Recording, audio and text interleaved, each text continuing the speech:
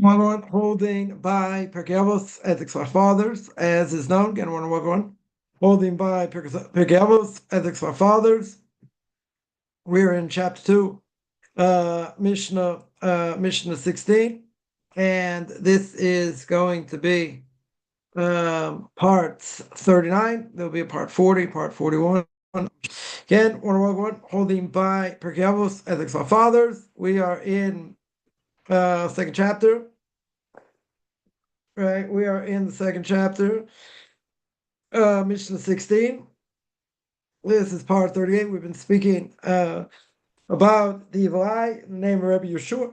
Rabbi Yeshua says, an evil eye, evil inclination, hatred of other people, remove a person from this world. So we've been speaking the last number of weeks about this Rabbeinu Yonah, right? Rabbeinu Yonah says that it means the person not happy with what they have, right? They're jealous of what their friend has, seemingly, and essentially cause a lot of problems because they feel they're missing out, right? They feel they're missing something. They feel that, let's say their friend, I don't know, seems to have a better spouse, better kids, more money. Yeah, so the experts of nature say that's gonna cause problems. Right? It's going to cause problems because if they desire what their friend has, contaminates their thoughts, causes them constantly think about things, it's burning them, so to speak, and essentially the lack of emunah. And the reason it's a lack of emunah is because they feel they've gotten shafted. They feel it's not fair. Why is it I don't have this, or I don't have that, or right? Or I don't have the other thing, right? So, we've spoken, a lot about jealousy and what jealousy can do and why people aren't happy, with what they have, and all that. But, this is a prophecy, that is supposed to be at the end of days, right? The end of days, what's going to happen to the Jewish people? They're going to have tremendous wealth. Yeah, they're going to have a lot of wealth. And what does wealth do? Big test. People would say, I wish I had that test. Yeah. The big test. Am I going to help others? Is the person going to be haughty? Are they going to be conceited? Right? How are they going to look? How are they going to look at the world? They say, Baal Mea, Baal Adea, right? If you have 100, you have 200, you have 5,000, 10,000, people want to hear what you have to say, right? People want to hear, what you have to say. But as we said before, like, who cares? The person doesn't know anything, doesn't know the outfit. And you got some people still going to believe the world is flat. So, like, because the person has money, why would they even publish such a thing? Right? Why would the person even give them publicity? Right? Because they have money, right? The Baladeo, Baladeo, right? He's got 100, he's got 200, he's got 1,000, he's got 10 million, whatever it is. People want to hear what they have to say. Now we mentioned that by the coming of the Messiah, that generation going to have unbelievable wealth. So Mordechai Pogromansky, blessed memory, he tells of genius, that before he died, he said that he died relatively young after the war, after World War II, and he said that basically Jewish people have gone through great poverty, right? Unbelievable poverty that was going on in Europe at the time. And he said the last test is going to be tremendous wealth, right? That's going to be the last test. So now, even if today, let's say there are plenty of people out there that, they live day to day, they live week to week, they struggle. There are people with plenty of money, okay. But even people struggle. Yeah. Are they starving? Not starving. Right? Most people are not starving. They have a roof over their heads, even if it doesn't belong to them. Yeah, it doesn't really matter. Not going through, same things as the previous generations. Now, there are other things, every generation, right? Every generation has their, evil inclination. We'll speak about the evil inclination, I'm sure. We'll get there. Every generation has their evil inclination. The beginning of the 20th century, what was the evil inclination of that generation? Isms. Socialism, communism, democracy, right? Took tens of thousands, millions of Jews away from Torah.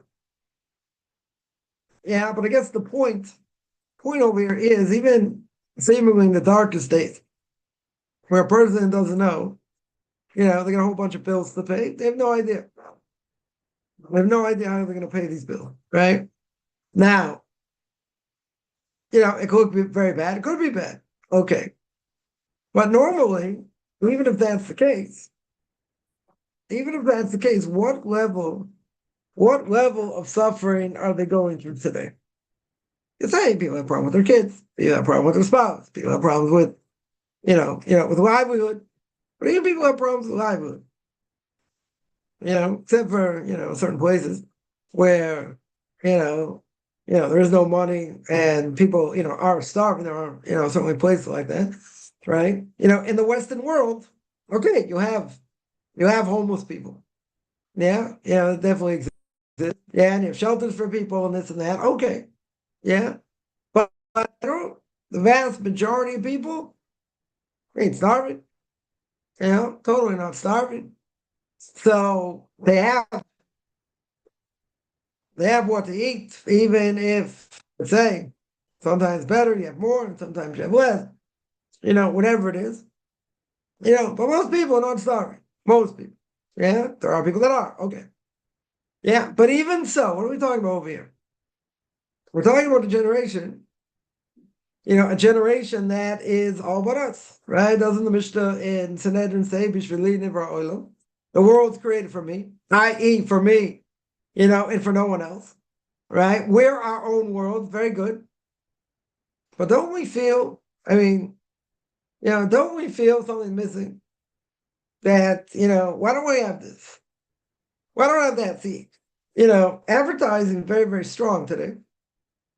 And, a person see a billboard, they hear a commercial, something, and they'll say, oh, they're trying to convince me of this or that, to buy this or buy that or whatever it is. Yeah, so advertising very strong. So a person could ask the question, definitely a legitimate question, right? And the question would be that we're bombarded all the time by these things. If we're bombarded all the time by advertising, yeah, how is it possible, right? How in the world is it going to be possible for a person to fight that, right? That's going to be the question. How, you say it's not their fault. Why is it not their fault? Because they're bombarded all the time, right? They're bombarded by billboards, advertisement, yeah, marketing, all kinds of things. We are bombarded. We are bombarded by things that we don't want, we don't need, potentially. Yeah. So the idea is like this, that a person could say in general, that how is it possible to fight this? Again, it's an evil inclination, right? We'll speak about the evil inclination, right? It's an evil inclination to want these things, but why? You're going to say we're bombarded all the time. All the time we're bombarded left and right by things even things we need. Even if it's something we may need, okay. But you're bombarded by these things all the time. Not only that, when it comes to food, right? There are many foods got certain chemicals in them that a person is going to want to eat more of them. Why? Because certain chemicals in it. You take potato chips. Potato chips is a good example, right? You got a bag of potato chips. Now I'm not saying you're going to eat the whole bag, right? You say, okay, I'm only going to eat one. Usually you're never going to eat one. You're going to eat 5, 4, 8. You're going to eat a bunch. Yeah, you're going to say, well, I have the desire to eat potato chips. Okay. Saturated fat, other things probably kill you. It doesn't matter. You want to eat them. But there are chemicals in foods that are addictive. make a person want to have more of it. Now it's part of your system. Now you crave it. Yeah, okay. Even if it's unhealthy for you. Good. Now, with all that, aren't we at a disadvantage? We're a tremendous disadvantage. Huge disadvantage. Yeah. Yeah. The disadvantage is I'm bombarded all the time. All the time. And then a person is going to say, with everything going on, why shouldn't I have this? I deserve to have this. Or this person doesn't deserve to have X or whatever. So it's a whole thing, right? It's a whole mentality issue. So then, after 120 years, after a person dies, God can say, wait a minute, look what you did over here. You gave into this desire, gave into that desire, gave into other things. What can a person say? But you made the world like that. You gave man the ability, right, to do all these things, to tap into these things. Very good. Right? So even if man has that ability, who says you should do it?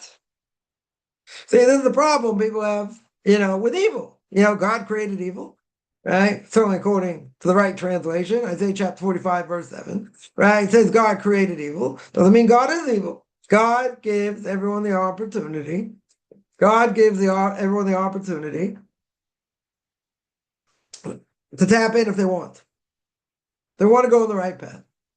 Right? The Gemara says, you want to go on the right path, God will help you. You want to go the wrong path, God won't stop you. But aren't there many obstacles? Aren't there many obstacles that stop us from trying to reach our potential? We can say that. We can have a very valid claim, an unbelievably valid claim. And we can say it's unfair. You made the world, right? I was speaking to God here. You made the world too much fun. You gave us, the ability to tap in. And tapping in is fun, right? Who says watching a movie isn't fun, right? Who says, going to sporting events isn't fun, right? As long as your team is winning, right? If they're losing, they're no good. So, okay, can't help you, right? But, that's not enjoyable. Why wouldn't it be enjoyable? It's enjoyable. Yeah. So we always have to ask the question, this is good for Elul, right? Or coming up to the month of Elul before Rosh Hashanah. And is this good for me? Right? Is this good for me? Yeah, that's the question. Right? So what's the answer? It depends. Right? It depends what it is. Some things, yeah. Some things are going to be good for you, will help you elevate your soul. Other things are good for you. Yeah. Now, if it's not good for you, why would you do it? Why would you do it? Not healthy, let's say. Right? Something not healthy. You eat something not healthy. What if, I don't know, something going to take you 2 steps away from God? Why would a person do it? So the Gemara says, why is the person going to give into their evil inclination? But again, we'll speak about the evil inclination. But why is the person going to give into their evil inclination? Yeah, why would they give in? Why would they give in? The Gemara says, stupid thoughts occur into a person, and therefore he gives in. Therefore, they're going to give in. Yeah. We're willing to throw away our portion of the world to come like an old Uncle Aesop for a bowl of lentils. Now, a person could ask, okay, Aesop did it. Look at the house he grew up in. Yeah. He grew up in a house steeped in Torah mitzvahs. Yeah. And he went off. The evil inclination killed him. Very good.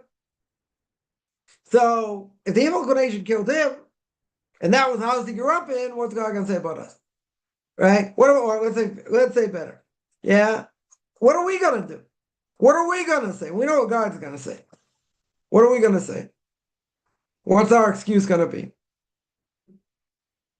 Again, back to what we originally said. A person could claim very easily, you made it too much fun. You made it too enjoyable. Again, regardless of whether a person has more money, less money, it doesn't matter. This world's enjoyable. We're in this world to enjoy, okay. You have to know how, right? You know, God made a book, perfected it himself, passed it on to Moses, gave it to us. Very good. So you have to know how to tap in. You know, okay. But who says everything I tap into is beneficial, i.e., beneficial for the soul? Now, a person's hungry, they eat something, they be totally unhealthy. Okay. You know, they make a blessing. They make a blessing on it. If you're a Jew, very good. But it could be unhealthy for you. Okay.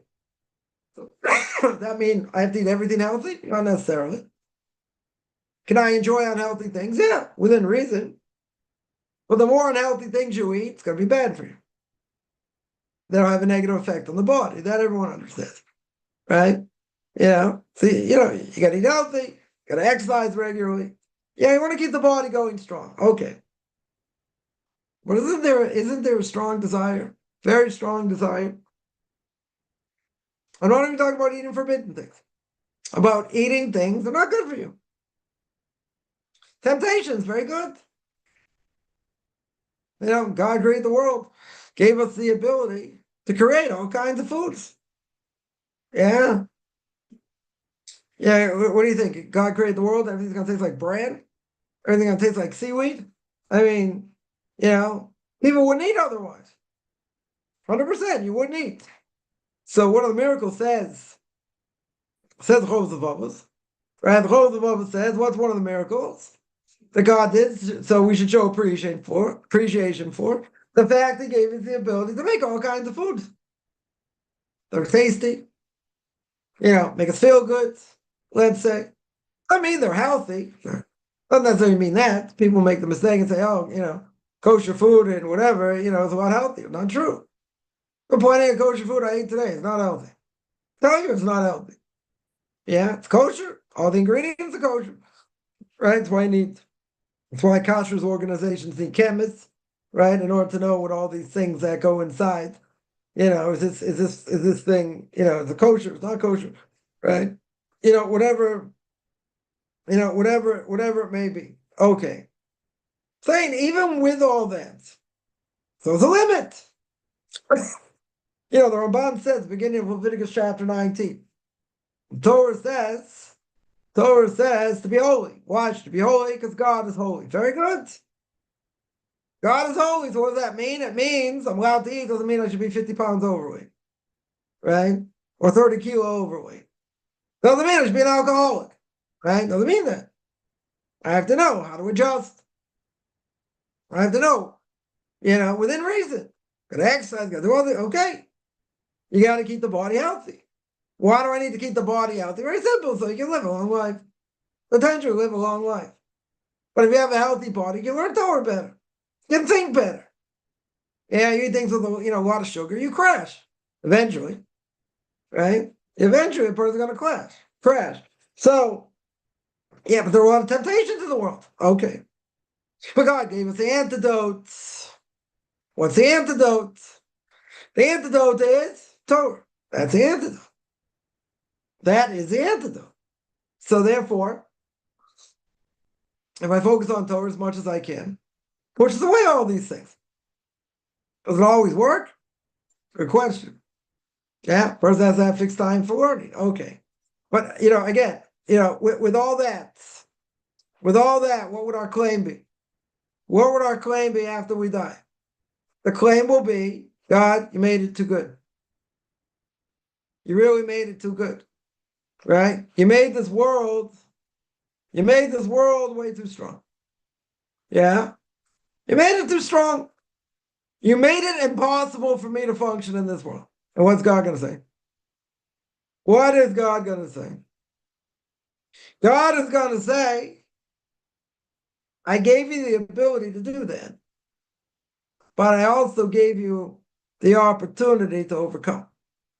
Right? I gave you the opportunity to overcome the evil inclination. How did I do that? I gave you Torah. We said before, isn't the soul at an unbelievable disadvantage? Yeah. Because ever since the child's born, all it wants is physical pleasure. That's all it wants. Physical pleasure. Yeah. So, okay, the soul goes in the body. Very good. But what happens? What happens essentially? The soul gets trapped. And because the soul gets trapped, then I have issues, right? I have issues. The soul can only shine, right? It won't shine as much as it should because it's not in the spiritual world. But how's it going to shine in this world? By doing mitzvahs, by keeping Torah. That'll elevate the body, elevate the soul. And if not, go the other way, right? Either you elevate the body and the soul, whatever you do, or you debase the body and the soul. Nothing in between, right? Definitely nothing in between. So I have to work hard, right? Doesn't the Ramchal say? Ramchal says you gotta, you're in this world to toil. You're in this world to struggle. It's not supposed to be easy. But the claim could be, and it's a false claim, but the claim could be, it's unfair. 100% it's not fair. And what's the reason it's not fair? Because we're at a major disadvantage. And we're being tossed around like ragdolls in this world.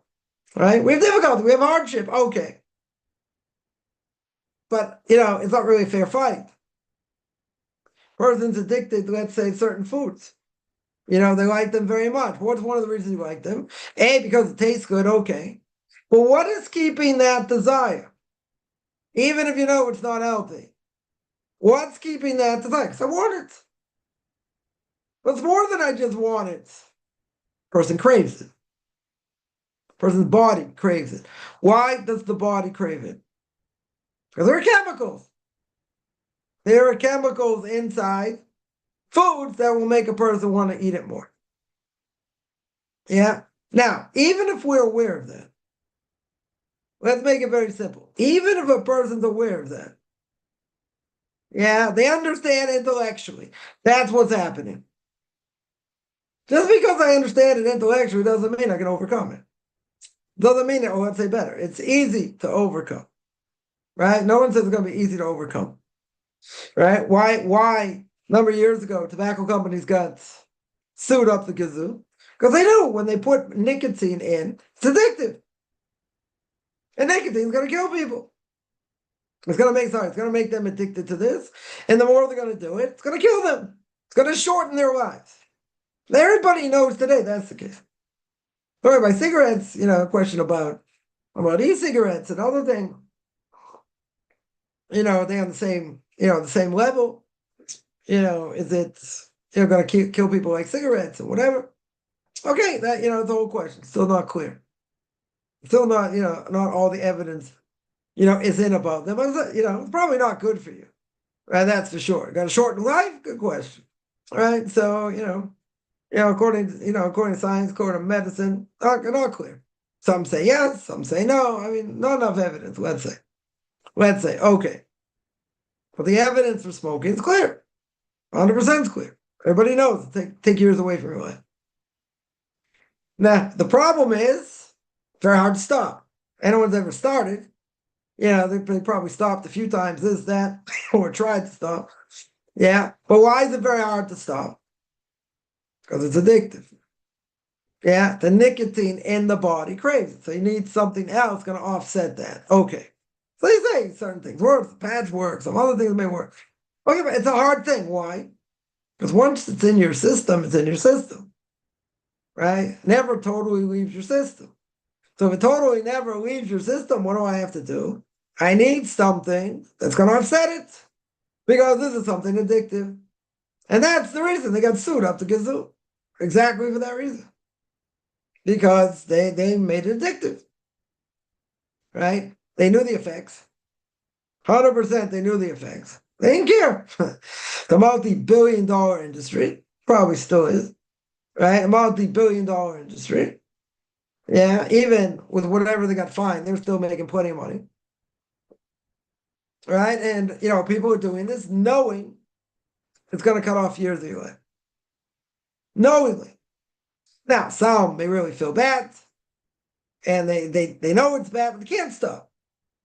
Right? They can't stop. Now, some, even if they know what the risk is, which probably everyone knows what the risk is today, but, even if they know the risk, Some are going to say, you know what? It's so enjoyable. I'm not going to give it up. Even if it takes life off, takes years off my life. Right? This is exactly what a doctor said. My baby was on a boat. This doctor was giving a whole lecture, about smoking. It's probably 70, 80 years ago. Right? Give or take, whatever it was. Before all the statistics came out. So he gave the whole lecture for like 45 minutes. 45 minutes to an hour. And he sat there listening to this whole thing. And then afterwards, so he said about all the dangers, all the potential dangers. 10 minutes later, after the lecture, he lights up a cigarette. Somebody says, my high, like, what's going on? You just gave the whole lecture proving beyond the shadow of a doubt smoking's bad. Yeah, and now all of a sudden you light up a cigarette. He said, yeah, I know it's going to kill me. And I know it's going to take years off of my life. But his claim was, it's so enjoyable, I can't give it up. Yeah, not that he should try and work on it and this and that. He said it's too enjoyable. Why should I give it up? It's gonna, take years off my life. Yeah, so that's cognitive dissonance. A person will know, if they eat a certain way, they don't exercise, whatever, the body will atrophy. You gotta take care of the body. Okay. Now, we understand that. I think it's, very easy to understand. Now again, that guarantees going to give me long life? Not necessarily. Person could die very young anyway. Person could be, like someone told me a story, someone who was, macrobiotic, exercised like a fiend, dieted, this and that. They got cancer in the mid-60s and died. Right? So eating healthy and all that didn't help. Right? Didn't help. Over here. If a decree's made, decree's made. Yeah. So, certain things like that. It won't help. Okay. But you still got to take care of the body. Within reason. Right? I think it's an easy thing to understand. So you have somebody, do you exercise? No, let's say for argument's sake, they say no. Because I don't do any exercise. Yeah. So then the question is, why not? Don't you know it's better for the body? Don't you know it can give you a longer life? And what's the answer going to be? Most likely, they're lazy. Not that they're against it. Not that they don't believe in it. They're lazy. Yeah, you got to be dedicated. You got to make time. Yeah, if you don't make time, what's going to happen? You won't do it. You got to make time to do it. Brother, I'm so busy. Okay. If the life is dead, you make time. You find out that you have time. But most people don't look at it that way. They will say, it's a good thing. It's a good thing to exercise, get the endorphins going, whatever. It's a good thing. It's good for the body. Good. Yeah. What about eating healthier? Yeah, can also do that. Now, why wouldn't a person do it? Because they like other foods. So what's going to happen to a person like that? They have no discipline. They'll probably, they'll probably look like a blimp, right? They'll probably be well overweight, and they won't exercise. And they don't exercise. Later in life, it's going to come back to bite them. Yeah, no pun intended. Come back to bite them. It could cause heart attacks, could cause other things. All kinds of terrible things. It could cause. Okay. So what's the issue here? The issue is the person knows. We have the knowledge, right? And it's not hard to get the knowledge, right? So let's say we all know this. We all know this. So what are our excuses? We don't do these things. What's the excuse? You know it's better for your body. You know it's better for your mind. 100% it's better for your mind. It'll keep you healthy in all ways. So there's nothing to lose over here. You're not losing anything. But why wouldn't a person do it? So again, it's either you don't believe in it, which is hard to imagine, right? But so we sort of dissed that and said, no, a person's going to know that's the truth. But what's the other alternative? They're lazy. It's going to cost you years of your life, possibly. What would a person say? Okay, I'm not going to give up anything in this world. I'm not in this world to suffer. So enjoy. So Pravda, blessed memory, one of the Torah giants, the last generation, one of the greats, Bali Musar, the last generation, once said, he met somebody, And this person said, I'm not in this world to suffer. I'm not in this world to suffer. I go from my air-conditioned house, my air-conditioned car, my air-conditioned office, my air-conditioned, I don't know, shopping mall, whatever. I'm not in this world to suffer. So Brett said, right.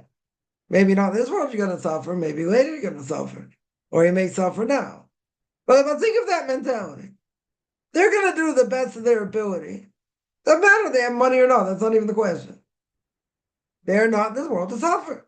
If it's too hot, I'll be cooled off. Now imagine if their air conditioning goes or something happens. I don't think they'll be too happy. Right? How are they going to deal with that reality? But let's say it doesn't. Let's say it doesn't. I'm in this world for all benefits. For all benefits to me, my family, whatever. I should have to suffer. I shouldn't have, AC when it's hot. I should be outside when it's too hot. Not this world to suffer. Well, goes against all Jewish philosophy. We're not looking to suffer. What do we say every day? Don't bring me to trials and tribulations. Okay. But we have them. You don't grow without them. Very good. Yeah. So, suffering in a certain way, is the benefit of a person. Going to make them stronger. Going to take away sin. As long as the Mabit says in Beis Elokim, as long as you understand you have to acknowledge it. You have to acknowledge that when a person suffers, why do they suffer? They suffer because of their actions, because of sin. That's why they suffer. They don't suffer for no other reason. They acknowledge.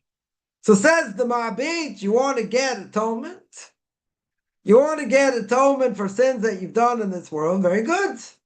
That's the way to do it. Yeah, that's the way to do it. Right? The way to do it is the way to do it is to acknowledge. Right? Is to acknowledge. To acknowledge the point that I did this and I caused this. Nobody wants to admit it. Yeah, but that's the truth. It's got to be acknowledged. So the Mabit says, again, it's good for preparation for Rosh Hashanah and Yom Kippur. Says the Mabit, you have to acknowledge suffering is because of what I did. That's what you have to acknowledge. And if you don't acknowledge it, and a person says, woe to me, I'm going through this hardship or whatever, and they don't acknowledge it, they don't get the benefits. Suffering doesn't have the same effect. But you'll tell me, I don't want suffering anyway. Okay. But if you have suffering, and you admit it's because of what I've done, that suffering can atone for many transgressions. I'm not going to atone necessarily for everything. Right? I just read whatever great rabbi just passed away last week, and so my rabbi said, whatever he suffered from, something like cancer or some other debilitating disease that he suffered from, and it's one of the things my rabbi said. He said, with all the suffering that he went through, yeah, he's going to Shemayim, to heaven, clear. Sins knocked out.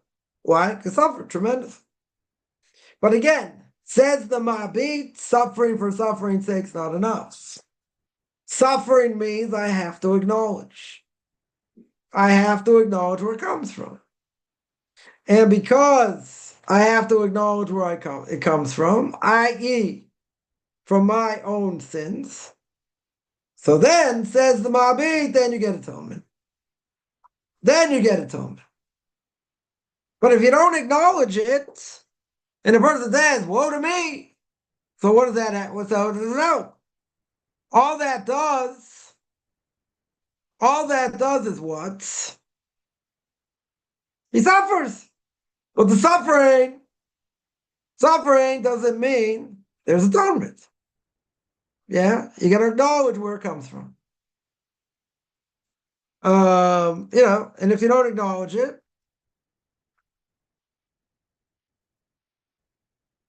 what happens, so you don't get that atonement. Yeah, you got to acknowledge where it comes from. And people don't necessarily want to acknowledge that. Because they're suffering. They're going through hardship. Very good. They're going through hardship. Okay. They are going through hardship. We have to acknowledge where it comes from. Right? So with all that, back to our point, with all that, what am I doing? Is this good for me? Is it bad for me? Right? What's the effect? Now, some people try and justify and say, no, this isn't bad. This is really beneficial. Okay, so in some ways, they are going to fool themselves. But in other ways, acknowledging this, they acknowledge they struggle. They acknowledge, let's say, food's a good example. They acknowledge food itself, it's hard, it's hard to stop. And there are many things they put in food that makes it addictive. Very good. So again, back to our original claim. Couldn't we say God's unfair? You put us in a no-win situation. A no-win situation. Comes along with Israel Solanter, founder of the Muslim movement, a couple hundred years ago. Comes along with Israel Solanter and says like this. Person eats something, even if you're starving, even if you're really hungry, and you're going to eat everything on the plate, leave something, a little bit. Leave something left over. You're going to tell me, what do you mean? If I leave something left over, waste of food, batashkas, waste of food. No. We're not talking about a significant amount. You leave a little bit left over. You could eat it. Right? Really, it's permissible to eat. Why do you leave a little bit left over? To show that you're in control. To show you are not letting food control you. And again, the evil inclination, we'll speak about it. The evil inclination probably has the easiest time it's ever had in the world. Yeah, everyone's got a screen. They're always on screens, whatever. Evil inclination through screens, billboards, advertising, all kinds of things. Puts all kinds of ideas into our head. Stuff we don't need, things we shouldn't hear, things we shouldn't see. Very good. Evil inclination is very easy. Very, very easy.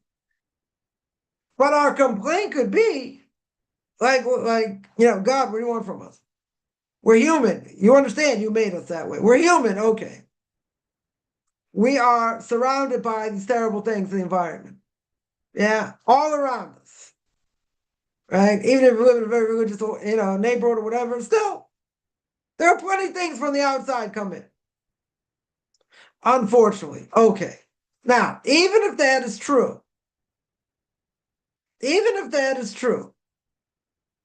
what's God going to say? You're right.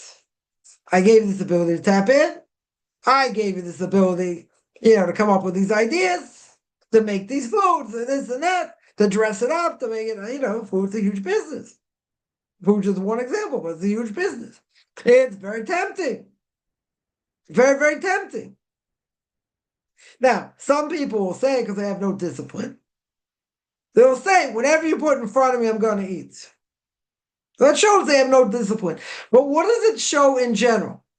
A person goes into a store, goes into a supermarket, right? Or even a smaller place, yeah?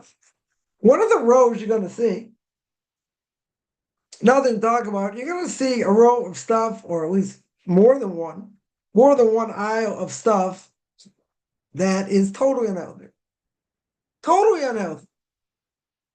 Yeah, crackers, sometimes the crackers, candy, chocolate, all kinds of things. Now, you got a supermarket, let's say, big place. You can have aisles of this. Aisles. So a person can say, well, I'm not going to go down that aisle. Okay, one way. But then you'll see it when you check out. They always have things like, you check out and say, wow, I could use this or I could use that. It's a psychological thing. You didn't get it before, but now you're tempted because, you're about to check out and say, oh, maybe I should get this or maybe I should get that. But I'm saying there are things that you see, totally not healthy, will never be healthy for you. Aisles of this stuff. So you're saying, what do you want from me? It's impossible to fight against. So you're saying, okay, there's nothing for me to do. Well, doesn't say you have to buy it. And even if you do buy it, doesn't say you have to eat the whole thing. Right? Who says you have to eat the whole thing? Nobody. But isn't it tempting? Is it enjoyable? Okay. So within reason. Within reason. Yeah. I can eat a little bit. There are people, let's say, they'll eat something. They know it's bad for them, but they want to eat it anyway. So what do? They eat a sliver of it. They eat a tiny portion to fulfill their taste buds. But they're not going to sit there and eat the whole thing. That they're not going to do. Maybe they'll eat half of it. Maybe they'll eat a quarter of it. And then eat the rest of it the next day. Whatever. Whatever it may be. What does that do? Gives them the best of both worlds. Right? On the one hand, they're fulfilling their sweet tooth. Okay. They're getting their sweet tooth taken care of. Yeah. On the other hand, they're disciplined. And they'll be very disciplined not to eat too much. Yeah. Well, some people will say, if you're going to enjoy it, just enjoy it. If you're going to eat it, just eat the whole thing. What's the point? So they'll say, I want to enjoy it, but I don't want all the calories. I'm going to end up eating the whole thing anyway. Okay. You're going to eat it over 2 days. You're not eating it one shot. Now, how many people out there are going to be so disciplined? Maybe some people. Probably the vast majority of people, I would think, not that way. Right? Right? I would think not that way. Majority of people. But he's going to eat it. They give it a piece of cake. Say, fine, give me like the tiniest piece. Don't give me a crumb, but, give me a tiny piece. Very tiny piece. How's that help? Because it fulfills a desire, which is okay. It fulfills a desire, but what does it do? Not in quantity. So they get the benefit of both things. But most people, guaranteed, are not going to be able to be disciplined like that. If they see it in front of them, they may not say, give me a huge piece. So they say, okay, I'll take a piece. So they get a nice piece. They're going to eat a sliver of that piece? I don't think so. They're just going to eat it. If they're hungry, they're going to eat it. Some people just say, I want to take a taste. Okay? But when you think about these type of scenarios, what do we see? This is a very valid struggle. I mean, it's silly if you think about it. Because, again, it's food. We have to eat. Got to satisfy the body. If you don't eat, right, the body dies. Very good. You don't drink, the body dies. Okay. You have to know how to fill it. Yeah. So, in a certain sense, it's pretty pathetic. Meaning that, food plays a major role. It absolutely plays a major role. Whether it should or not, it's a different issue, but it does. And what we hear of it, what we see of it, and how it's packaged. And in marketing, they know how to do this. Bright colors, certain symbols, certain pictures, whatever. They're doing that, so it's going to catch your eye. Now, if it catches your eye, you're going to say, okay, how many people are going to buy it? Was it 1 out of 5 people see it? 1 out of 10 people see it? Right? But so they're going to market it in a way. A, it's going to catch your eye. B, they're going to dress it up in a certain way. And C, they're going to try and convince you why it's a good thing to eat. Yeah? I remember for certain types of kosher cakes and stuff, years ago, they'd say, it's 100% fat-free. Very good.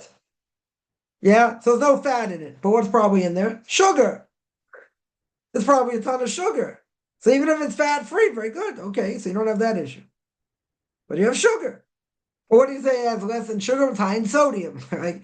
If the left one doesn't get you, the right one will, right? So you can have a bunch of different things that offset in a certain way. Okay, you don't have this, but you have that. You don't have that, but you have this. So you're going to say you can't win. It's very hard to win, when it comes to food. Okay, so what do you do? So what do? You got to be disciplined. Now, food is something, you need to eat and drink every day. So, if I eat whatever I want, I don't have discipline. World's going to look like a blimp. That's why I think 1 in 5. I think that was the stat: 1 in 5, 1 in 3. Americans, right, are obese. I think it's 1 in 5. Yeah, let's say it's 1 in 5. I mean, that's huge. No pun intended. I mean, 1 in 5 people are obese. Obese is like you're at least 30, 40 pounds overweight. I mean, that's just insane. That means just people eat garbage, which makes sense. There's plenty of garbage out there. Yeah. And they're not disciplined. And they don't want to be disciplined. But again, is it good for me? It's not good for me. So we can intellectualize as much as we want. The bottom line is, how do I look at it? How do I look at it over here? You're gonna, a person's gonna say, well, I have to eat. Okay. And someone put a gun to your head and say, you have to eat a whole bag of potato chips or half. No. Those potato chips could last the whole week. If you're disciplined, how many people want to be disciplined? Well, you need discipline.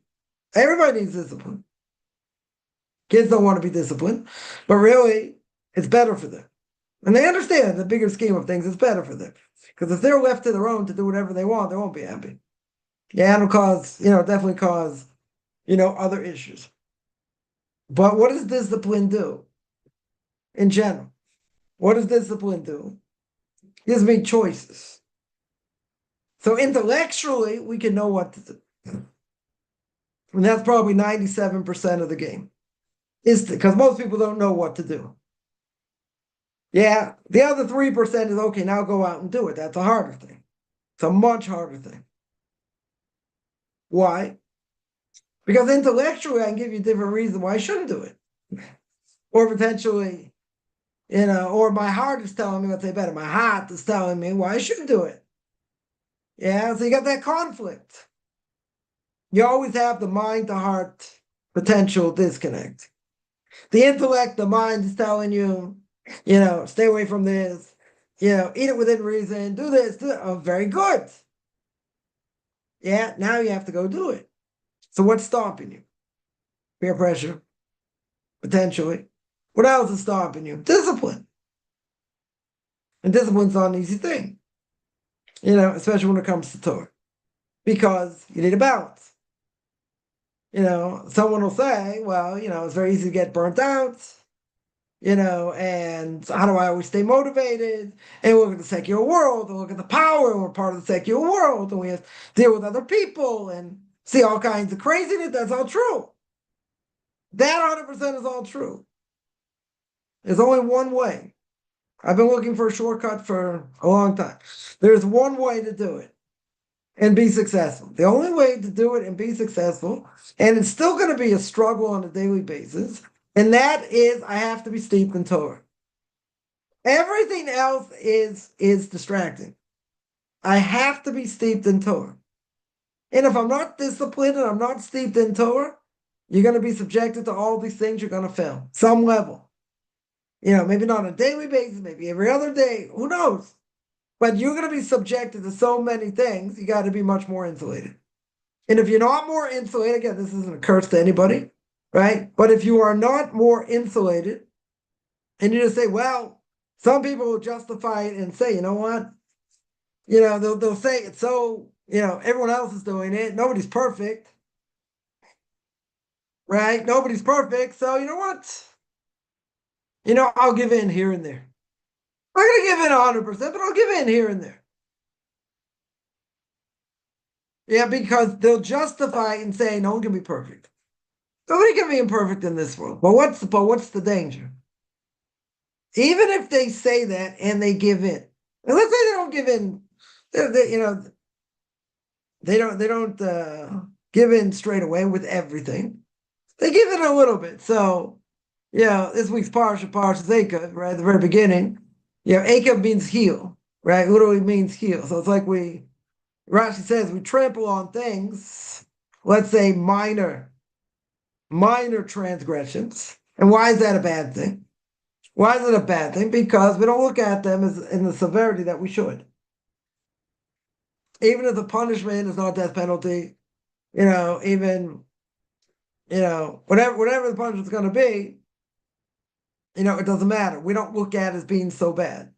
So what happens? What eventually can happen? It can lead to worse things. The evil inclination is not going to come and say, I want you to do idolatry. Because the evil inclination knows you're not going to listen. No matter how much it tries to convince you, and he sends other people try and convince you and this and that, you're not going to give in. So the evil inclination knows that. So what does the evil inclination do? All the evil inclination needs is to make a little bit of hole in your armor. A little bit. You heard something maybe you shouldn't have heard. Saw something maybe you shouldn't have seen. Whatever. It makes a little bit of a hole. Now, how long is it going to take for that hole to really open? Yeah? So the evil inclination got plenty of time. Try this way, try that way. And let's say he's not successful, but he made a little bit of a hole. How is that hole going to get bigger? So the evil inclination try and trap you a different way. Come up with all kinds of things. So all the evil inclination got plenty of patience. So let's say a person's under tremendous pressure for certain things, whatever it may be, the evil inclination comes in and opens it a little bit more. And then at some point opens it a little bit more. It's over time. It doesn't have to be, within hours, days, weeks. It could be months. It could be years even. So the evil inclination busy trying to chip away at this hole. All it needs is time. Yeah. Once they make it a little bit bigger, once he makes it a little bit bigger, and then he makes it a little bit bigger, and then things start to spiral, let's say, then he's going to come and do idolatry. See, but the evil inclination is not stupid, right? And doesn't even need to agree. It does a great job, right? But the evil inclination is not foolish over here. The evil inclination knows. Day in and day out, if it comes and badgers you, to do idolatry, to do something like really, really bad. He knows you're not going to listen. He knows there's no one to talk to, no matter how many times he does it. He knows there's no one to talk to. Yeah, unless he sees the person's more vulnerable now more open to the idea, whatever. But in general, he knows. Day in and day out, there's no hope. He's not getting anywhere. So he said, okay, I'm not going to use that route. I'm not going to go down that path. What am I going to do? I look for something really small. Really, really small. Yeah. All I need, says the evil inclination, all I need is a little bit of a hole. A tiny hole. Once the evil inclination has the tiny hole, it's only a matter of time before that hole gets bigger. And it gets bigger. And it gets bigger. You take somebody, there's a phenomenon today. I don't know what the stats are, but there's a phenomenon today. And someone who grows up religious, what we call an FFB, right? Someone who's from birth. Let's say in their, I don't know, in the 40s, maybe in the 30s, 40s, whatever it may be, they leave Judaism. Now, what happened? If someone's going to leave, I can understand when they're younger. But if they've already been religious for so many years, all things being equal, why would they just say, no, it's not for me? I've had enough. This can totally disrupt families. Cause divorce, other things. What do you do? One parent's religious, the other one isn't? It's a good question. All right, it's complex. Definitely a complex question. But why does it happen? Why does it happen? So simple answer is things don't happen in a vacuum. This was not an overnight thing. But all of a sudden, the person said, you know what? I'm tired with this. You know, I'm giving up with this. I've done it. I don't feel anything, whatever, and I'm going to leave. I'm not going to do it. I don't feel it's right. It's not affecting me the right way. This, that, whatever it is. Yeah. That did not happen overnight. That's not a one-time occurrence where they thought, you know what? I've had enough. It's time to move on. This is something that's been going on for years. It has to be something they struggled with. And now, at some point, it now comes to a head. And now they say, okay, now's the time. They weren't going to do it 20 years ago, for whatever reason. They might not have done it 30 years ago. But what happens? Something's been festering for a long time. It's been festering, festering, festering. Finally, something happens. It doesn't have to be anything necessarily major or traumatic. But something happens, they say, okay, that's it. That's the final straw. But the final straw 20 years ago wouldn't have done it. 25 years before wouldn't have done it.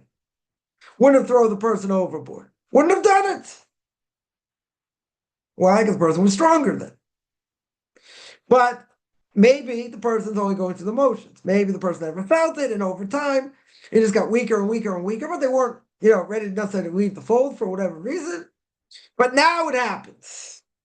So now 25 years later, 30 years later, let's say, or more, it happens. Now, why did it happen? Now, for people, it can happen for any different, any number of reasons. But what's the main reason? The main reason is that there was already something there to begin with. There was already something they were struggling with.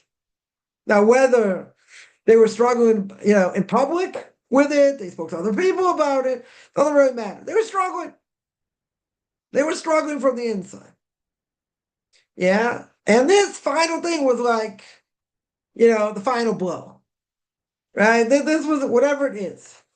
That's the final blow. But it can't be in general. Again, without really knowing the situation, but it cannot be this is the thing that drove them off. It has to be a combination of a lot of different things, of a few different things. But this could be something that just built up over time.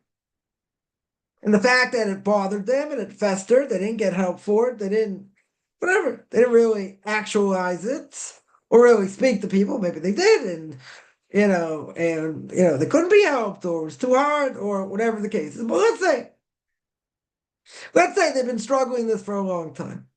Then all of a sudden something happens, they say, okay, that's it. Right? This is the final blow. But it can't be, it cannot be that this happens, overnight. If you tell me it's something major and it's something traumatic, yeah, that I could hear. But even so, someone's gone through something like majorly traumatic, it usually doesn't mean overnight they're done. Let's go through a therapy, some other things, okay. It could lead them down a spiral, spiraling out of control, right, and lead them down a bad path. That could happen. That for sure could happen. But at that point, again, depending on the age of the person and what happened, at that point, a person's not going to say, I'm throwing everything out. I'm throwing everything about Judaism out. It could. I'm not saying not. Right? But usually it's going to be an effect. Major effect. Yeah, it's going to be a major effect. Now, could it be, again, one event could throw someone off totally? Yes. I'm not talking about a case like that. Right? A lot of cases happen where, it eventually spirals out of control. It starts with one thing and then goes bam, bam, bam, bam at some point. Right? It's, at some point, it just kind of spirals out of control. Okay. Now, even with that, what's the point? The point is the evil inclination doesn't come and slam a person, the person's done. Right? It's a slow, drawn out process that each step along the way makes it a little bit harder. Then it feels like, you're at a boiling point. When, again, depends on the person, depends on the situation, depends if they got out, they didn't get out, right? It depends on a lot of different factors. But the point is the evil inclination to no hurry. The evil inclination is not looking, unless it knows it's got a golden opportunity. The evil inclination is not looking for a knockout blow. That's all it's looking for. Because the evil inclination, deep down, the evil inclination knows it's not going to work, right?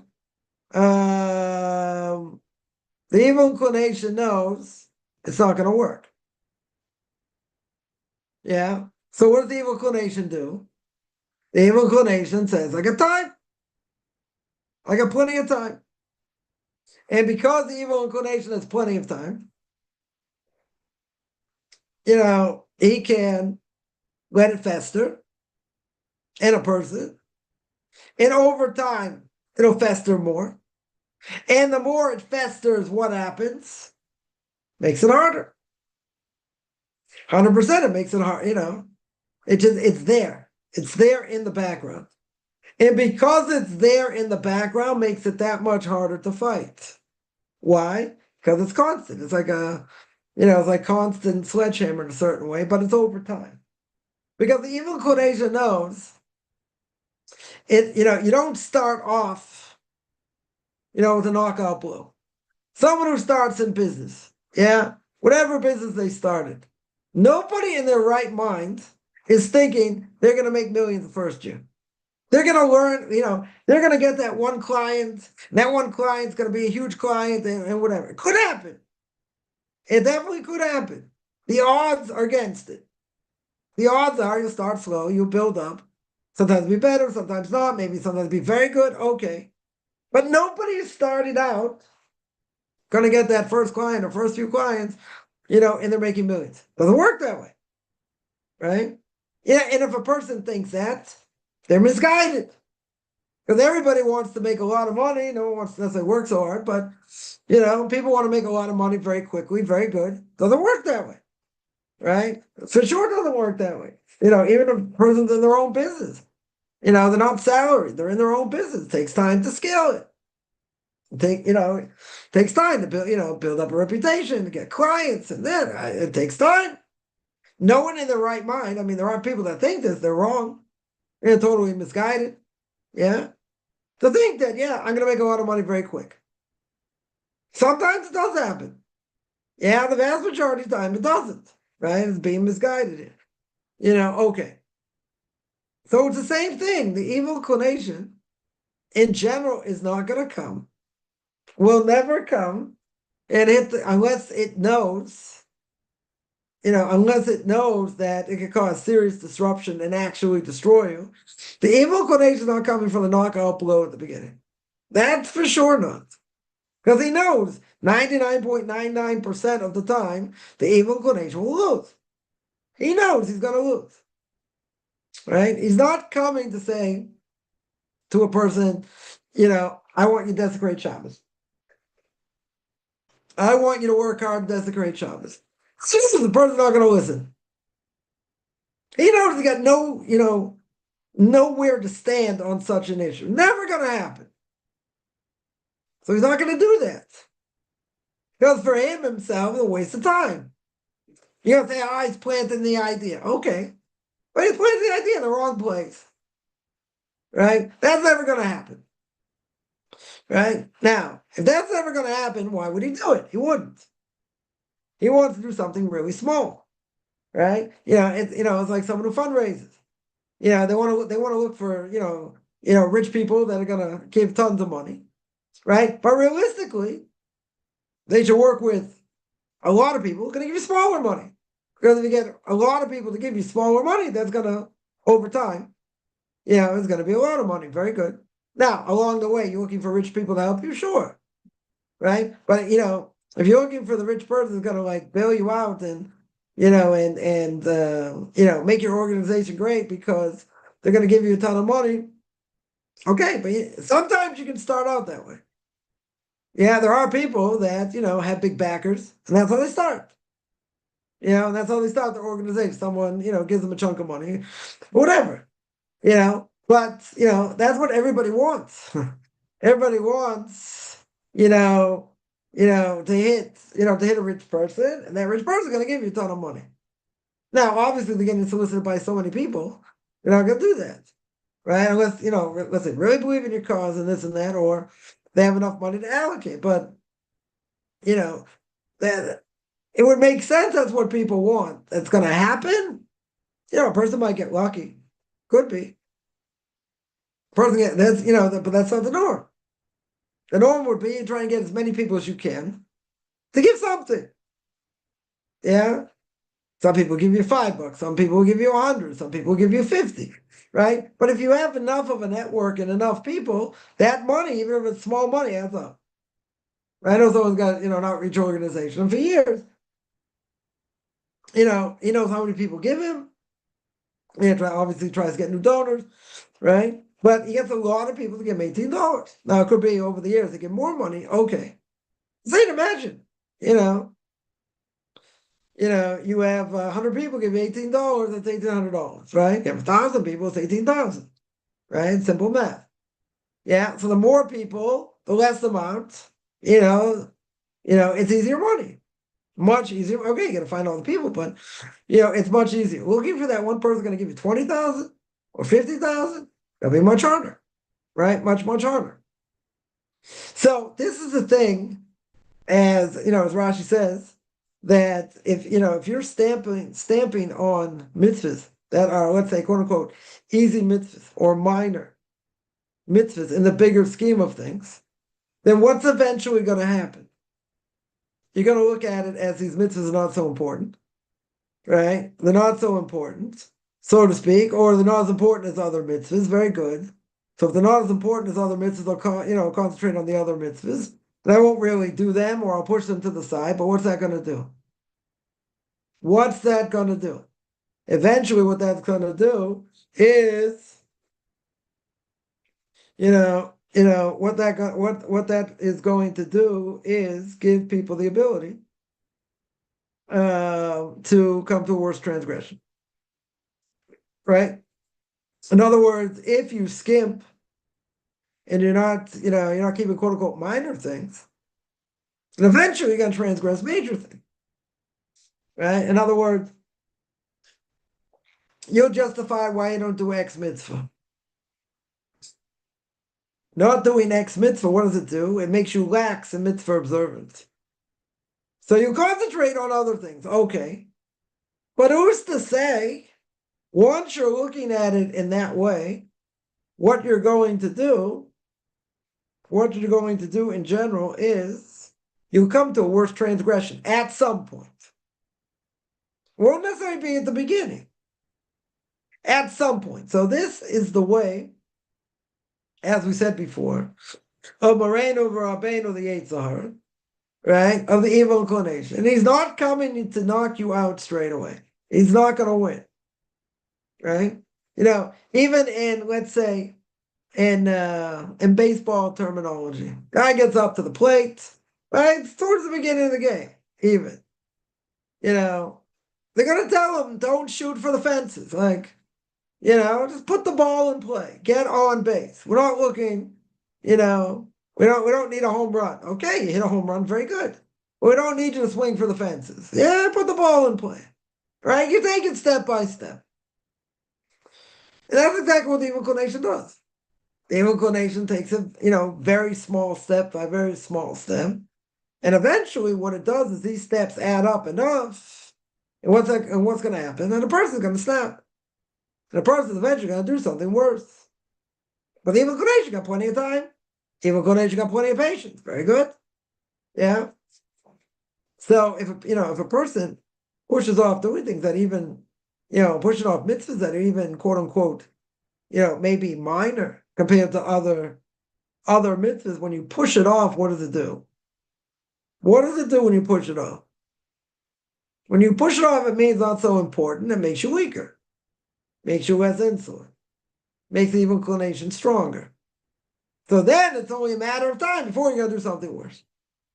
Right? So again, a person will say, we're not robots, can't possibly do everything. Whatever. Okay, you got to do the best of your ability. Yeah, but we're not going to skimp over here.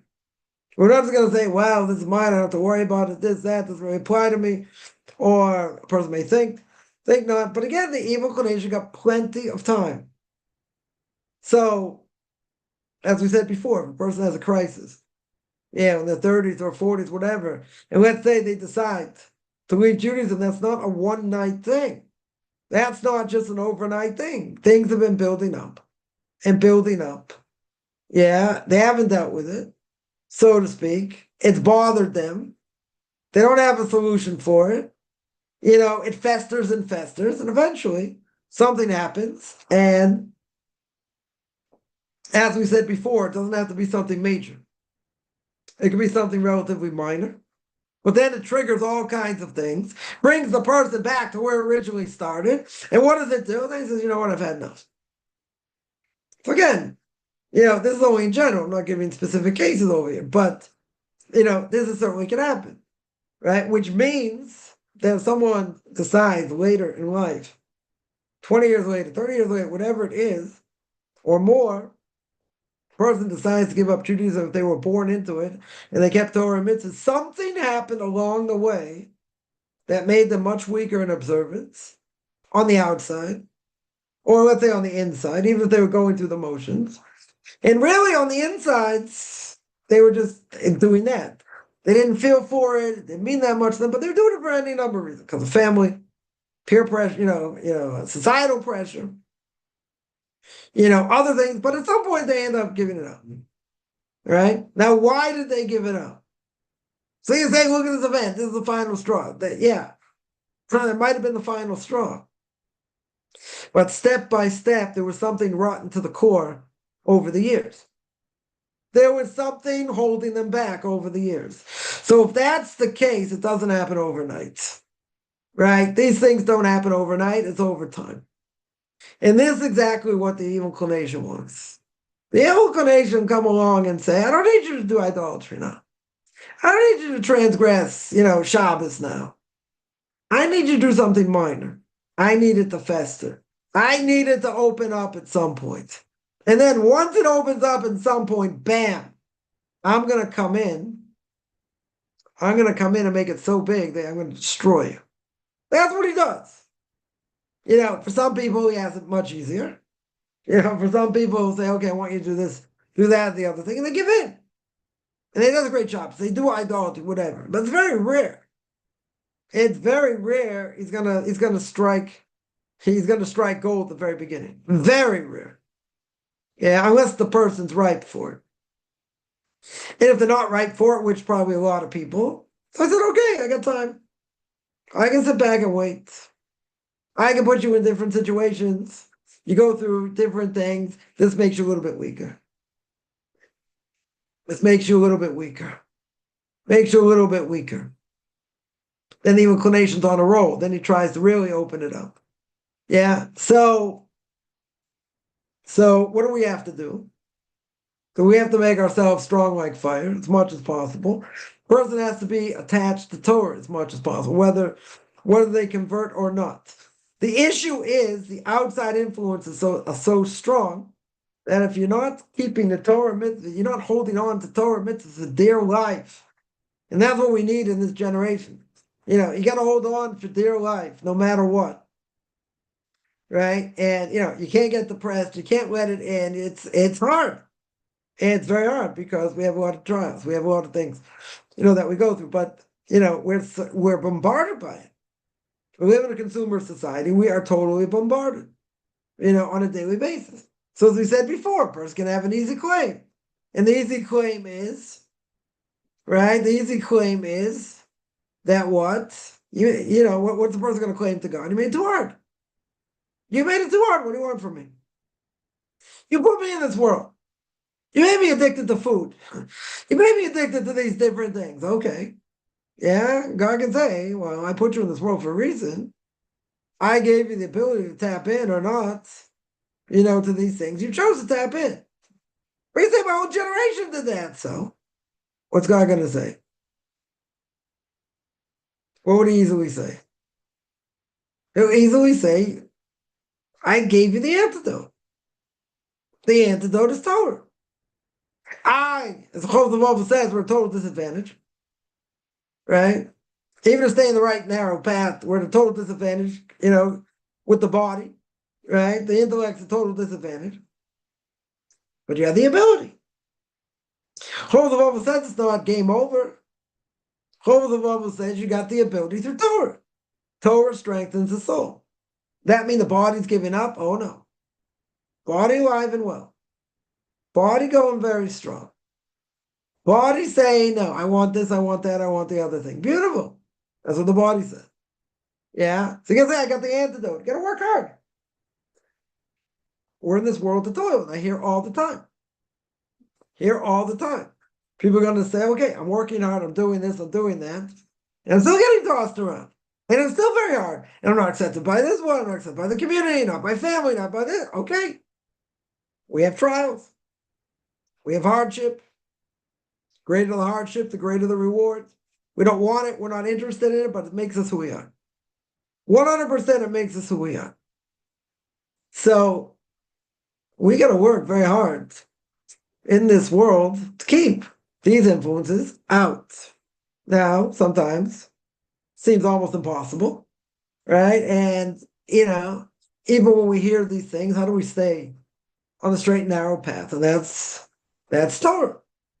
I remember once, Thursday night I had this question asked my Rebbe, and so I went to him, and he was in the middle of writing a sermon for the next day, give over on Shabbos.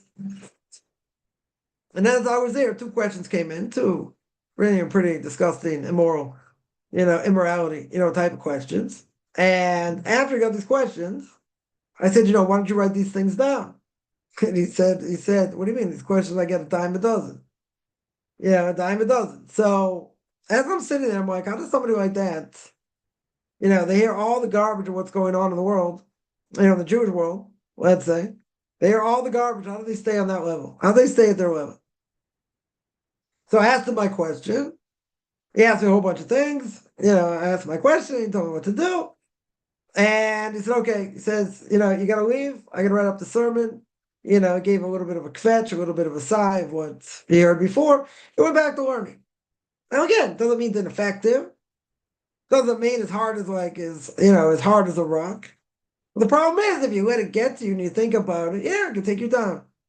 Right? But sure take you down. So how's somebody like that, they hear all the garbage from this generation. Right? They hear good things also, but they hear a lot of sob stories, a lot of difficult things. But how do they stay on their straight and narrow path? Because they're attached to Torah. That's the only way. Right? So like you said, he gave, like we said, he gave a little bit of a sigh. And he said, okay, you got to go because I have to write the sermon. I got to get back to learning. That was it. Went back to learning. Now, again, what he heard wasn't good. He said what he had to say, and, and that was it. He gave a sign, went back to learning. Yeah. So what happens to all his thoughts and that is weakest. That's what we have to do. You can say, I'm not a Torah giant of the generation, right? I didn't play one on TV, at least not yet. Yeah, that's true. And we're all work in progress. That's true. But you don't have a prayer. There is no prayer that anybody's going to have in this generation, in this cream puff generation, as I would say, to survive spiritually in a crazy world without being attached to Torah. When I say attached to Torah, I mean you got to work very hard, listening to Torah, thinking Torah thoughts. Sometimes you can't. Depends what you're doing, whatever. Okay. Yeah. But you still have to do it. You still have to keep Torah. Part of the work, someone spoke Lashon Hara. Okay, you can't believe it straight away. You can guard yourself against it, but you can't believe it. And what about, someone speaks nibble pad, they curse this and that. Okay. You heard it. You got to think what a terrible thing. People speak like that. If you used to speak like that, all right. But whatever, there are laws governing this. And if you eat something, making a blessing, or what if someone's not dressed appropriately, this and that, okay. There are halachas guiding a person. Doesn't mean just throw, you throw out the Torah when a person's at work. What you're doing. There are guidelines. There are absolute guidelines that you have to adhere to. Now, sometimes easier, sometimes not. Sometimes we're in all kinds of terrible situations. You know, you get someone's LGBTQ, whatever, and they want to be acknowledged, and you really can't acknowledge them. And they get married, you can't go to the wedding, you can't give a gift. I mean, like, okay, these are issues. These are real issues. But just because the person in the outside world, quote unquote, or someone say the real world, that's the real world. If you want to tell me, quote unquote, that's the real world, what does the Torah say? What does the Torah say? Am I allowed to, believe this thing? Am I not allowed? One of the boss wants some information, it's Lashon Hara. So Chofetz Chaim says, even if you lose your job, even if you have to go collect money, you don't have to give the information. It's forbidden. If you keep the Torah, you never lose. Yeah, you never lose. In God's eyes, you never lose. So in this case, okay, so this job's not meant for you. So you find another job. God will open up doors. If he closes one set of doors or two sets of doors, he'll open another set of doors. Okay. Well, these are real case, scenarios. Right? Now, could a person, this isn't necessarily religious discrimination, right? A person asking for information, you're not giving the information. Can the boss terminate you for that? Yeah. Could. So listen, you're not a good employee, you're not giving the information I need. You're not upholding what you need to do. Go find another job. Yeah. Unless you're willing to give me that information. Chofetz Chaim states clear. Very, very clear. Your job's over. Even if you have to beg on the streets and go door to door. Yeah, that doesn't mean you lost from Torah. It's the opposite. You upheld the Torah. You did exactly what the Torah says. Right? And so the way to look at it is that's not what you're supposed to be doing. That's not what you're supposed to be doing. I got terminated from a job along with a bunch of other people. They were scaling down and this and that. And I couldn't collect unemployment. So I did something I didn't want to do. Probably sleep-wise, took years out of my life. Okay. And then I couldn't get unemployment. So I looked up to heaven and I said, okay, now what? Like, what do you want now? Yeah, I didn't have an answer. So I said, okay, I'll go back, to do what I was doing before. And I'll make the effort. Yeah, I'll give it a certain amount of time. We'll see where it goes. Yeah, I wasn't giving it a lot of time, but I'll give it a certain amount of time. Okay. And then doors opened. Doors opened. Mind-boggling. What changed? God, could be God said, again, my guess. And my guess is as good as anyone else's, right? My guess would be, God saw self-sacrifice, did something you wanted to do. Yeah, okay, now I'm going to reward you. Because you didn't do it, I'm going to put you on, I'm going to put you on the same path, but I'm going to make it worth your while. Okay? Didn't tell me that, but that's what happened. 2 weeks later, boom. That's what happened. Yeah, so you never lose. I couldn't collect unemployment. That would have helped. It give me a little more time. Okay. You're not going to give me unemployment. Okay, you're going to take care of business one way or the other. You're going to take care of business. How? No idea. I put my best foot forward, and it came out. But not because of what I, putting my best foot forward. It's not a guarantee. As the Chofetz Chaim says, it's not a guarantee. It's for sure not a guarantee. But you have to do it. So I said, okay, I give myself a certain amount of time. Not very much. And then boom, 2 weeks later, doors open. Floodgates open. For me, God said, okay, I saw self-sacrifice. I gave you a certain amount of time. I saw it, and now I'm going to open your doors. Now I'm going to let the floodgates open. Okay. I wasn't told that. Yeah. But that's the obvious question. That's the obvious question when a person will ask. Yeah, you did something you didn't want to do. You had to do it, let's say. You had to do it. And now you're going to say, now you take it away? Now you take it away, now what? That doesn't mean something else can't change. But when you look at the situation, months before and things that happen, how much coming in, this and that, you say, okay, so I give myself a short amount of time. Short amount of time. God says, no, you don't have to. Because I'm going to open up doors. I'm going to open up doors. Okay? But that's exactly what happened. So Even if we think doors get shut, doors get open other ways. They certainly get open other ways.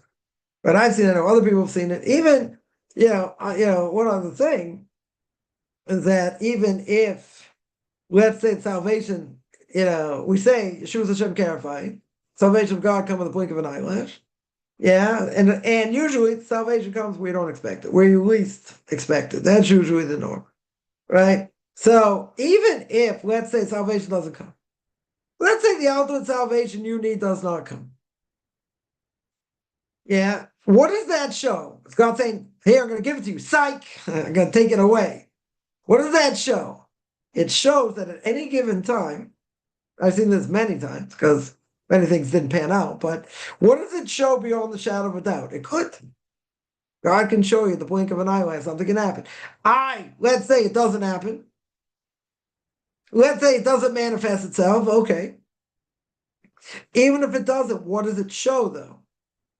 It shows it could happen. It's not unrealistic, right? It doesn't mean it's unrealistic. Yeah. And I know other people have had, other things happen. Someone comes out of the blue, and they say, okay, I can give you this amount of business, every month. And this person, they didn't speak to for like a year and a half, 2 years. Totally out of the blue, right? We don't necessarily believe things come out of the blue. Obviously, this person needed, this person to come in their lives for different reasons. Okay. But even that didn't necessarily manifest itself the way it should have. Yeah, but what does it show? That's the question. What does it show? Now, this is something realistic. It's not something based on nothing and a person totally misread the situation. The person said, I can give you X amount of business, this is what I have, whatever. And the person's proven it in the past. Okay. Yeah. But even though it didn't manifest itself the way it should have, in that case, yeah, why would God put you in contact with such a person? Right? That's the question you can answer. Why didn't it work out? What's the answer? God didn't want it to work out. Right? Maybe it's going to work out in the future. Maybe it's going to work out 2 years later, half a year later, the way you want. Okay. Well, what's the point? The point is you'll say, wow, another thing didn't work out, another thing didn't work out. No. You can look at it in a positive way. And you can say, even though it didn't work out, what happened? What happened even though it didn't work out? God showed you it could work out. God showed you beyond the shadow of a doubt, things can happen in the blink of an eyelash, even if it doesn't work out. Now, a person will say, well, it's kind of unfair. And the reason it looks unfair is why? Is because why didn't it work out? That's the obvious question. The obvious question is it should have worked out. Okay. Yeah. But what did God say? No, it's not going to work out. But what's he showing? What's he showing beyond the shadow of a doubt? He's showing I can take care of business at the blink of an eyelash. Even if it doesn't work out right now, doesn't mean it won't work out in the future. Doesn't mean something else can't come in. Right? Now, it might take longer, it might take shorter, it doesn't matter. Right? That's not even the point. The point is it can be shown something can happen. Yeah? Or something comes in, you least expected it, like we said before. And you say, wow, okay. You want to help me this way? Yeah. Seen that also. Seen other people, also similar thing. Very similar thing. Something came in, least expected it, and the person, they, certainly wasn't something they would have thought of, would have done such a thing. And, someone gets bailed out or whatever, and, it works that way. So, so the idea is a lot of things we see, first of all, we don't understand. Many things we don't understand. But in general, just because things happen a certain way doesn't mean God's not there. Right? Doesn't mean that at all. He says, I'm here, and I can change things at the blink of an eyelash. Right? Give one example. Let's say someone plays the lottery. Someone plays, I don't know, person scratch off tickets, whatever it may be, and they find out they won. Now, how much did you win? Person could have won $50,000. Go to $100,000. Person can win $10 or a new ticket. You don't know, right? You don't know. Now, let's say a person wins $10, $20, let's say. So you're going to say, well, you didn't win that much. Okay. But it wasn't the possibility there they could have won a lot overnight. Possibility. But you're going to say the odds are like 1 in a billion. You're right. And even for a person to win anything, it's like 1 in a billion. You'll say, wow, to win smaller prizes, it's like 1 in 10 million. Okay. 1 in 10 million. What are the odds? You're going to win. Very slim. Even if you win a new ticket or you win $10 or you win $50, whatever it is. The odds of you winning are slim. Very, very slim. But even so, what does it show? What if the person would have won $150,000? What if that would have happened? You would say, wow, it's unbelievable. Even after taxes, you won 120 or 100 or $100,000. Let's say you say, wow, this is great. This is $100,000. Beautiful. So you say it's probably more common you win a lot less, right? Or you won't win. Okay. Right? But what does it show? It shows if God wanted to, he could give you $100,000 on a scratch ticket. If he wanted to. In this case, he chose not to. He gave you $10. Okay. So you're going to say, what's the point? The point is you might win big, even if it's very slim. Right? But when you hear news like that, you can say, I won. Well, how much did I win? That's what a person's going to say, obviously. Well, how much did I win? Now, a person can dream, if I won 10,000, I won 50,000, I won this, I won that. But in the back of their mind, what are they really thinking? What's really realistic? Probably won either a free ticket, maybe a meal somewhere, I don't know. They won $50 or $20. Okay. Maybe that's the reality. A person can dream, live in fantasy land. They could. And think, they're going to win this amount of money. Now, in theory, could they have won the money? Yes. Could they have won a ton of money? Yes. Why didn't God give it to them? Because he didn't give it to them. But what is God showing? He said, you played the scratch ticket, you probably expect to get nothing. Now, all of a sudden, doors could open, but they didn't. Okay. But what's he showing? He's showing you the possibility. Possibility, even if it didn't happen, doesn't mean it can't happen. Yeah? But what do we always look at? The end result. What's the end result? He didn't win. Or he won very little. Okay. But I'm saying you can spin it in a positive way and say, God could answer my purse at any second, even with the scratch-off ticket. You didn't win. Good. Yeah, but he could open doors. 100%. 100% he could, he could open doors. Now you might think, they're on to slim, it may never happen, it never happens, and this and that. Okay. Yeah. It can happen. God's showing I can change the scheme of things in the blink of an eyelash. Now, even if it doesn't happen, it doesn't mean God can't change it. He's just showing you this wasn't meant to be. Okay. So if it's something realistic that could happen, I'm not talking about, again, a person's dream, but something realistic could happen, and it doesn't go through, for whatever reason. For whatever reason, it doesn't go through. It doesn't mean it's not going to happen in the future. Right? It's not just a psych job, but God is showing you things can change. And I can change things at the blink of an eyelash, right? Obviously, we have to, we have to believe that, and we have to live it. Right? So again, the idea over here, the idea over here is that not only can things change, overnight, again, it's seeing the bigger picture, right? And seeing the bigger picture, again, you can't will it, but if you think about it logically, without allowing the evil inclination in, think about logically, you got, 1.5 million things to be thankful for. It doesn't always go the way we think, or maybe the way we want. Okay. Yeah. But, doors can be open at any time. But again, what's going to save a person, bottom line, what's going to save a person in this world with all the craziness, in this generation and everything we have to deal with? The only thing that's going to save a person's Torah. And if you're not attached to Torah, these little things get in. And the more little things get in, the harder it is to push them off, and eventually it can lead to a breakdown. It can lead a person to say, I'm done with Torah mitzvahs. Yeah. in conversion, it's like that because they have, converts have such hardship, they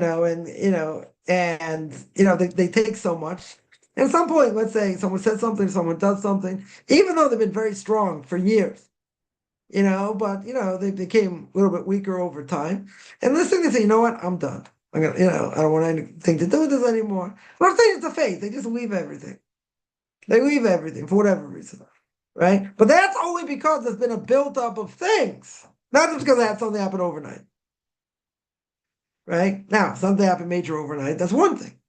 But that, again, that's not normally the way the evil inclination is going to work, right? So therefore, as we said before, you can't just trample on light mitzvahs. You got to keep everything, no matter what it is, and be as strong as possible, be as insular as possible. Because if you don't do that, the evil inclination will have its way, right? The evil inclination will absolutely destroy you. That's its job.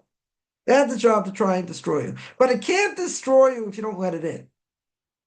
Right? The minute you let it in, all it has to do is work over time to open it up, and then eventually a person, does idolatry. Yeah, questions. Take any questions on any of that.